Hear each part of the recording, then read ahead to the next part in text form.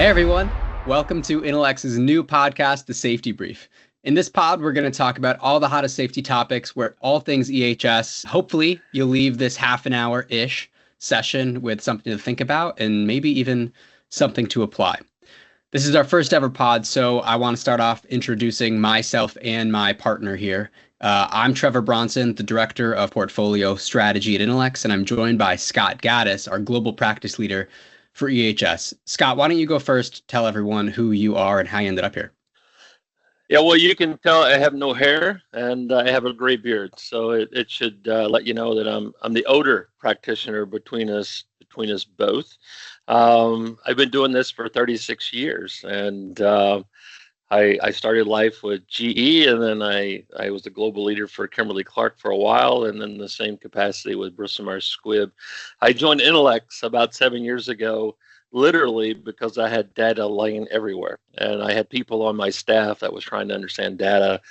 I was trying to figure out how to make decisions in a timely basis, and I just lost. Right, so I could see this on the horizon where technology was going to become very, very important for the safety practitioner, and it's one of the big reasons that I joined Intelex is to. I don't know if I was inflicting pain, but certainly to give a lot of counsel to our teams about how important and what some of those areas are that I think we should really go after. And Trevor, why don't you tell a little bit more about yourself? We're lucky to have you, Scott. We're happy you made that decision to come help us and help the industry at large. Who am I? Trevor Bronson. I came to Intelex through a different, maybe untraditional route. I went to school for environment, health, safety, and sustainability, and I was meant to be a practitioner. I worked a couple practitioner jobs at automotive manufacturing company. I spent some time at Tesla.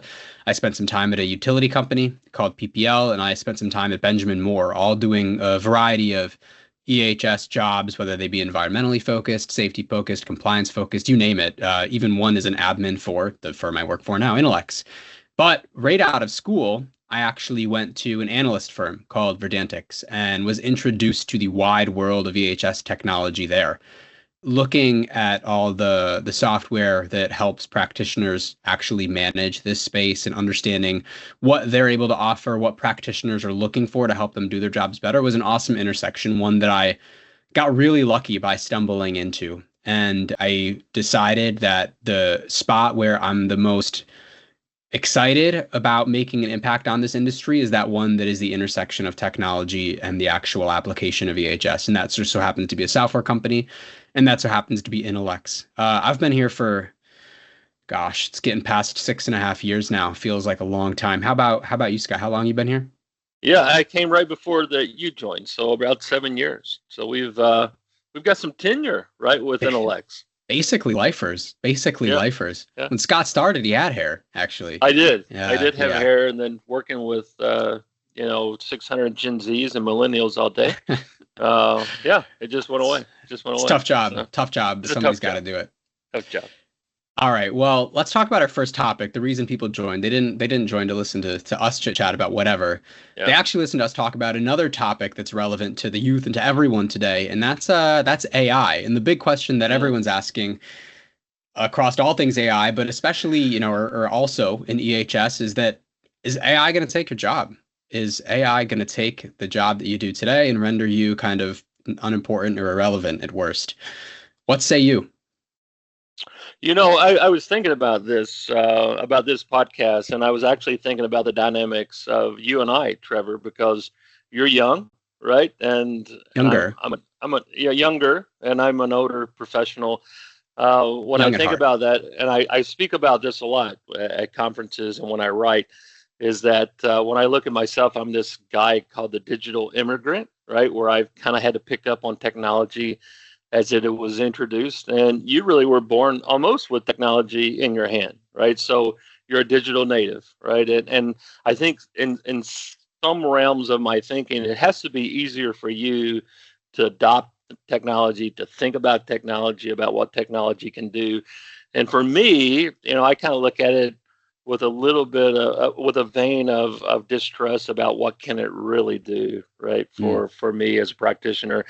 Because when I think about the topic, can it replace me, right? Can it Can it do things for me that I can't do for myself? I mean, it's like a scale, right? And I think about it much differently because for the longest time, I really had to lead my practice of safety and health from a gut, right? Is that I had to look at something and I had to really critically think about it, and I had to decide, right? So the thing about safety practitioners is that we can't be wrong very often, right? And if we're going to be wrong, it has to be things that don't matter as much.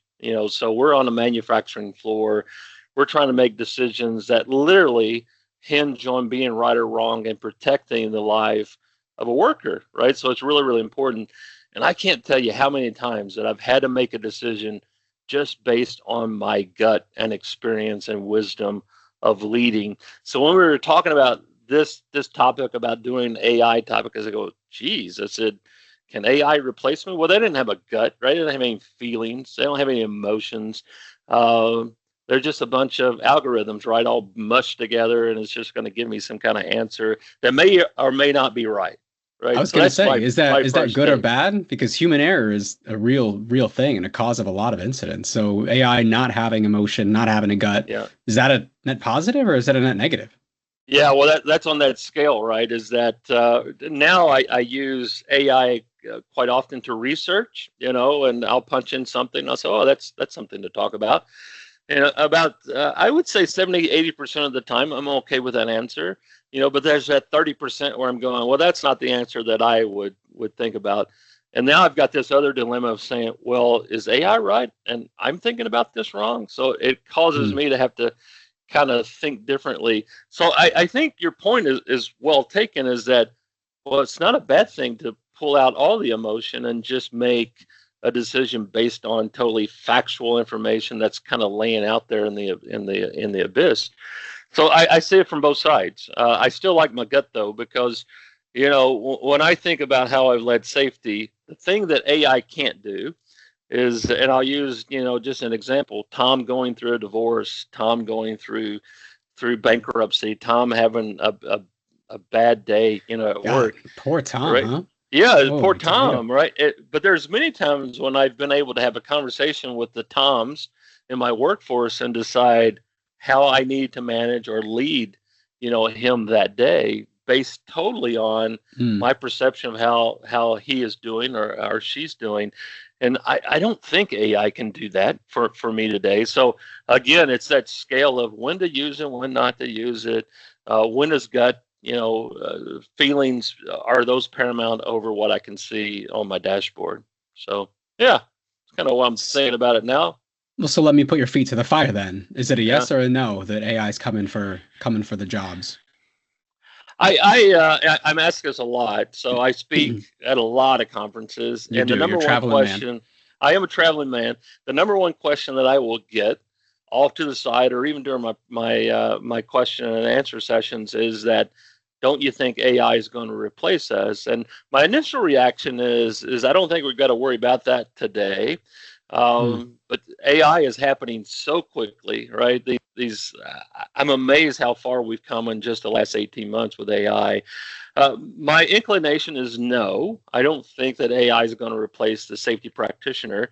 However, I think it will allow safety teams to think about what their work is differently. And I'll give you an example for that. When I was with Kimberly Clark and Bristol Myers Squibb, I had people dedicated to doing my analyst work, trying to get me information and putting it in a funnel so I could understand it, right? So I had those people. I had compliance people that were always looking at regulation and changes in regulation and what geographically, we needed to look at for that regulation. So I had those type of people that I would have liked to have used for other activities, but I couldn't. Uh, so I think AI really starts taking some of that work away from us, and it allows me to pivot those people differently. I don't want to lose anyone, and I don't think, especially from a global or an organizational view, I don't think teams necessarily get smaller because of AI. but I think it allows us to think about what the work is differently. And I'll give you another example of that is that, when I use AI, I mostly research with it, right? And it's wonderful at organizing thoughts. So when I put in a problem, these are the 4 or 5 things that you should think about, right? Or these are our answers. I don't think I take those answers, right? But I take those statements as questions. Have you thought Mm-hmm. about it this way? And I've got to say that many times is that when I look at that information, I go, well, I really haven't thought about number 3 or number 4. So it Right. pushes me to think about problems much, much differently. So I think that that's the beauty right now of AI. It's pushing me to think about EHS differently than I have before. So if I was going to ask AI to summarize that sentence or statement by you, I think it would tell me that it's not taking the job, but it's changing the job. There's a real chance, and I'm totally aligned with this, right? That some of the things done by EHS teams today, especially, let's be honest, kind of lower level or entry level Yeah. EHS employees, won't need to be done by them to the scale that they're done today, right? Data acquisition, data cleansing, just trying to organize things, even trying to go out and aggregate a bunch of kind of different types of data and prep it for analysis, understand compliance obligations.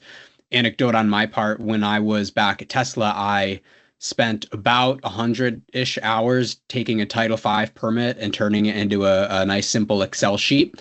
100 hours I'll never get back. And AI Yeah. could do that a lot more effectively than I can, and it's not going to get tired and frustrated while doing it. Right. So that kind of work that I did as an entry level EHS employee, that's exactly what I think AI can help with in large part, or in Yeah. large part. That's not the whole answer of AI, but that's a big part of it. So it is going to, let's be controversial here. It is going to take that job, but the person that was doing that job previously now has a whole new task, right? They can be more strategic. They can be more of a thinker. They're going to need to be able to be more strategic about what to do with that data now that the problem of simply getting data, cleaning data, analyzing data is kind of being taken off your hands. And I think that kind of opens the door for like what a new EHS professional looks like, how AI factors into the skill set you're really expected to have. Yeah, I mean, just to kind of add on to that is one of the things that, and Trevor, you know this, I wrote a book, right, about Esteemed author, driving. everyone. Yeah, Esteemed author. esteemed Find author, him. right? Where's your book? Plug your book. What's the title? Yeah, Amazon.com. Just type in Scott Gaddis, you'll get my book. But Amazing. but thinking about that, right, the whole essence of that book was pushing safety to the front line, and one of the things that I always wanted my teams to do, is to get out of the office. Get out of the office, get to the front line, build relationships with the people that work for us, right? And drive partnership. That's really what you want to do. And I still say that if you're a safety professional, that is exactly where you want to be, right?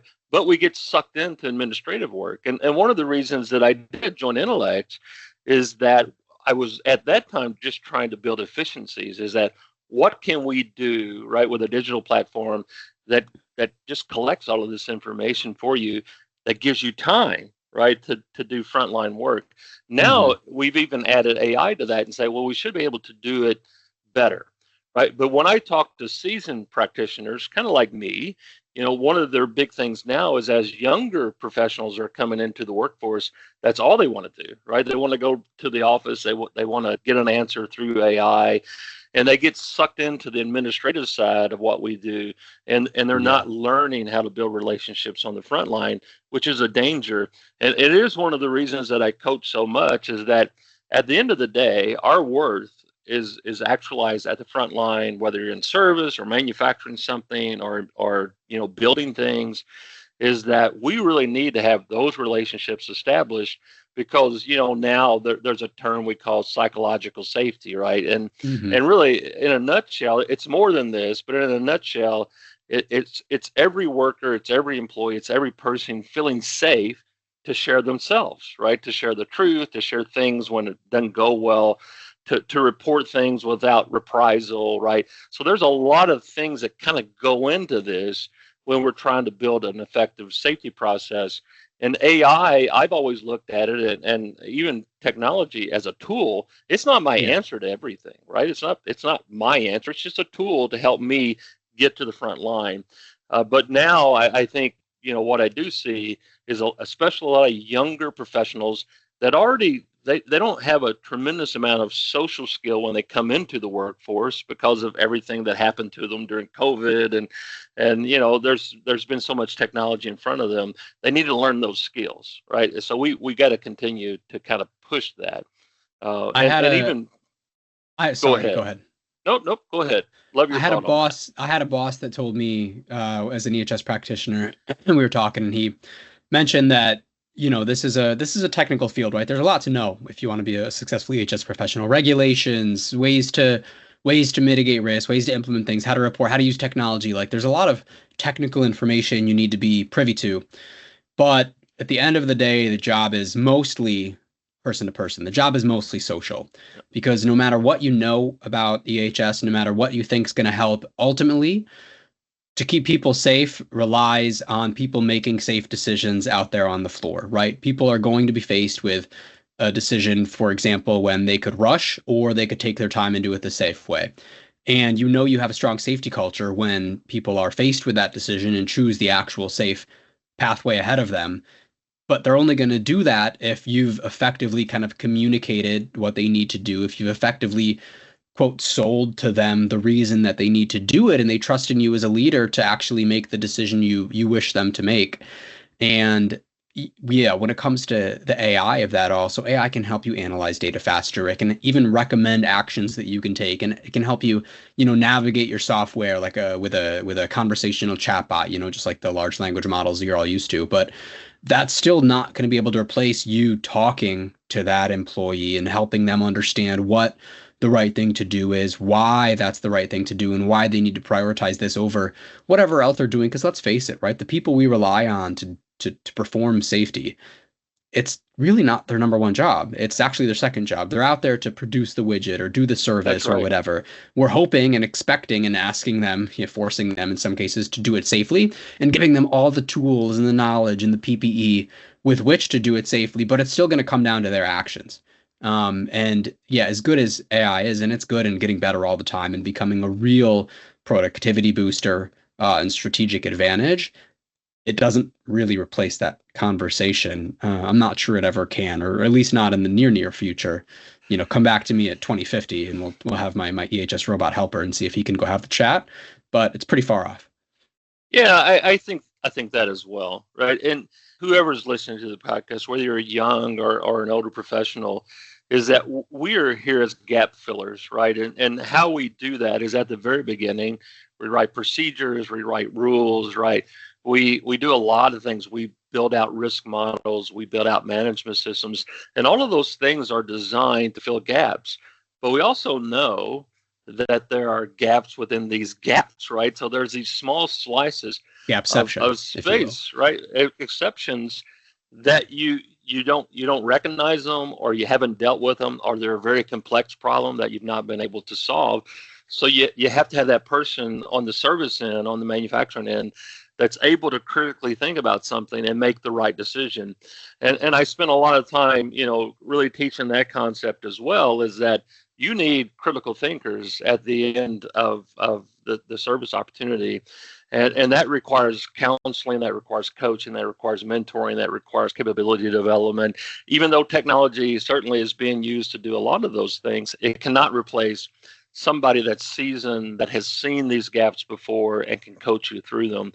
And so that's really what does keep me up at night. And it's what I hear from colleagues, is that we're even seeing the front line trust technology maybe more than they should. And their big challenge when they think about AI, and they've got machines now that are making decisions on by themselves, right, so to speak, is they're Mhm. slowing up, or they're getting faster or slower, right? They're getting higher or lower, in this whole production realm. And they don't even know how to train for safety, right? To stay away from that, or to intervene with that, or to interface with that. So there's a tremendous amount of angst because artificial intelligence is really starting to impact even the front line, and having employees trust it more than maybe they should. So that's kind of why I always kind of pull back and say you really need to critically think about everything you've got in front of you, and make the decision based on not only technology but what what is in your gut, right? What's telling you? Does that feel right or wrong? And I can tell you a story when when I led Kimberly-Clark, my first paper mill. I had a plant manager that just hated rules. He hated procedures. He just hated all of that stuff because he said there's nobody that's ever going to be able to do all of those things. Those are hundreds of pages of stuff. So he said, I just want to lead by principles. If you see something unsafe, shut it down, right? If you see someone working unsafe, stop them. If you can't agree on those first two things, pull 2 or 3 people together and decide what the best answer is. And believe it or not, when we just impress those 3 principles on everyone, everything became safer, right? Because we were really driving them to critically think about what they really needed to do in that environment. And I even think I look at that with AI, is that critically think about what you're really wanting to do with that piece of technology. Yeah. So let's think about, if AI is not going to take a job, but it is going to change a job. And we know it's an important input, but certainly not the end all be all of the output of what it means to be a safety professional. You have hired a bunch of safety professionals in your storied career. What do you expect a new employee that's just coming out of college, coming into the safety world, or maybe even someone coming into safety from something else, right? We hear all the time about people that end up in the EHS world from a chemical engineering background or a security background or a compliance background. A lot of people actually don't end up here from a safety track or an EHS track. But when you think about what you want someone to know about AI and how they can leverage AI and how they might stand out in an interview with AI as a safety practitioner, what would you be looking for them to say? Yeah, it's the I sat on 2 advisory councils for a couple of universities for their safety. Is there anything you don't program. do? So you write books, you sit on advisory councils, you're speaking at events. I don't know how you found the time for this. Well, it just kind of tells you that you're old, right? When you get old, you kind of do those kind of things, and I kind of look at it as giving back, but maybe they look at it as we can't find anyone else to do this, so we'll ask Scott, but I sat on a couple advisory councils for a couple of universities that have safety and health degrees, and this is one of those topics, is that today's EHS or safety and health professional needs to leave college with understanding technology, not just AI, but technology in general. Because I started noticing that I needed that at the end of my career, where I was actually leading, some of those manufacturing organizations, is I did need, some specialists that worked on my teams that were really good, that were really savvy with technology. That's only grown, right? So they absolutely need to know about technology, about what's available. I mean, I think I was telling you, Trevor, earlier that I just put in a speaking abstract, right, for the 10 top hacks, right, for ChatGPT for safety professionals, right? That was already accepted, so that one will be done. But it's just a very popular topic, is that all of us as professionals, what are those magic words that you type into the search bar, right, to get the answer that you need? I'm not sure there's a certain, magic word, but we can get you closer there. Those are the things that I would really appreciate if I had a young professional that could come in and get me closer to the answer. And I'm not sure, it may be my age, but I don't think I'm not, at least today, I'm not convinced that I always get the answer that I need, right, through ChatGPT or AI, but it certainly gets me closer, right? If you can get me down to the 2 or 3 or the 4 or 5 things that I really need to consider, I can make that decision much better, right? I can make it faster, I can make it more efficiently. But someone my age, we may not know how to do that, right? So somebody that's been doing this for a while, we do need young professionals. And I even think about the days where I was trying to find people that were savvy with Excel, right? I mean, I go that far back, but it made a wealth of change in somebody that was able to do that. Now, you take that up about 100 notches, somebody that has good AI skills certainly would be a benefit, to any EHS team. And I say that because if we can do that well, it gets us back out to where the work actually is at the front line. So I use it as more of an efficiency play, as what makes me more efficient to be able to do my job a lot better. Yeah, we hear about this a lot at Intelex, right? Everyone, all of our customers are asking almost a general question. What are you doing with AI? What can you do with AI? A lot of times they don't know the answer that they want us to give them. They just want to know that we are considering it and finding ways to implement it within our product to make sure it helps them do something better. I feel like that's something to me kind of falls into maybe three high level categories. I'm a big fan of alliteration. So Yep. I would throw them under acquire, analyze, and action, right? AI can help you acquire more information and specifically more quality information than you could before. We hear all the time about well, I need to get information from my front line, right? The more information I have, the better analysis I can do, the better analysis I do, the better my more consequential my actions will be. But a lot of times that data from the front line sucks. It's again, we talked about Yeah. already, it's not their number one job. They're not trying to go into Intelex or any other system and spend any more time than they have to put data in. And that's where AI can really help flesh out a better, fuller, more usable response, right? So that's on the acquire part. On the analyze part, the cool thing about AI is you can just dump things into it and it can find patterns or trends or anything of note that, look, a good EHS professional could and has done, but it takes a lot of time where, again, AI is just it's a helper. It's helping you arrive at some strategic outcome quicker.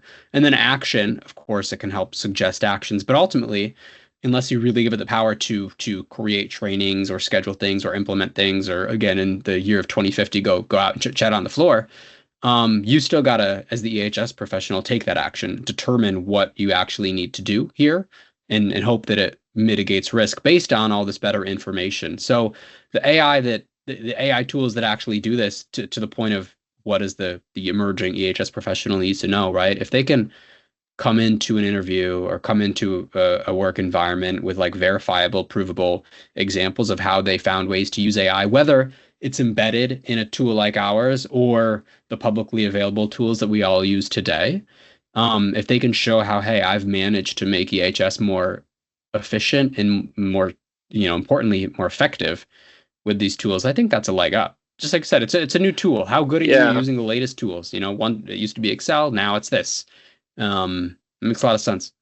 Well, I think, and and Trevor, with your team, right? I went through this about 2 or 3 weeks ago. With the AI team that's working on taking just a paragraph, right, that somebody may have put into an incident report or through a procedure, and giving them nudges, right? Giving them basically information that says, did you think about this, right? Or did you add this? Or did you forget about that? They were just simply nudges to get a better description of what we needed to understand in that report. And I think the AI team thought I would be somewhat, says, well, that's not much. I thought it was immense. Understanding how things happen is immensely important to what the conclusions are going to be down a few steps, right? But we got Hmm. to understand how things happen. So for me, I was very excited to hear those helpful hints that just kind of started coming into my boxes that I really needed to consider. To Yeah. me, that's how I want to use AI, and one day actually able to understand risk right deeper, without having to think too deeply about it. That's incredibly helpful to me as a practitioner. But so I think, and I heard one of the teams as well. Predictive analytics. I almost kind of shy away from that totally, right. I know it's very important, but It's a I white like the whale. idea. Yeah, it's a white whale, and everyone says they've got it. But I kind of step back and I listen even to a lot of our own competitors and say, do you really have predictive analytics for people, right? And that's the biggest variable that lays out in any type of safety system are people.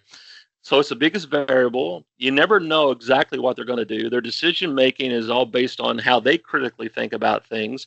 And you multiply that only by the number of people that you have in your organization. So you may have 600 points. You're like me, when I was leading Kimberly Clark, 65,000 points, right? All making these different decisions. Sure. So I worry about that. So I am more idealistic around prescriptive analytics, right? Get me down to the 2 or 3 things that I need to focus on, and I can take it to the field goal, right? I can get it across the line, if I think about it that way. So I think that's where we kind of are today, right? Let's just get you closer to where you want to be. I love the things that we're doing with AI, with our own platform. I like what I'm hearing, in the rest of our space. I like how other people, or even our competitors, are using AI, but I don't want to displace the value of the practitioner. I think that's paramount for me. Yeah, 100%. Well, I think speaking of immense, the safety brief is becoming anything but. So we probably got to put a pin in it. Sorry to our editors. This is our first time doing this. Cool. Well, any closing thoughts? AI, EHS, not taking your job, changing your job, a better tool. Any outro you want to put in here, Scott? No, I think we've covered a lot of ground in a limited amount of time. I think that look at AI the way that I do. Look at it as a tool in your toolbox. Pull it out as you need it. Force yourself to critically think about what your role is. But like me, everything that we do affects the front lines. So always kind of keep that in mind as you're kind of going through technology or how you do your work. You used a football reference there at the end. Football season is upon us. You got a team? Who you rooting for? Well, I live in Kentucky, so we don't have a pro team. So the closest one I have, the Tennessee Titans, and they never quite get over the. No, no matter how bad they are, they seem to beat my Dolphins, though. So that's a problem. True. Maybe That's can true. Sort that out this year. Yeah. All right, cool. Well, thanks, Scott. Appreciate it. Thanks, everyone, for listening. We will see you next time. See you, everyone.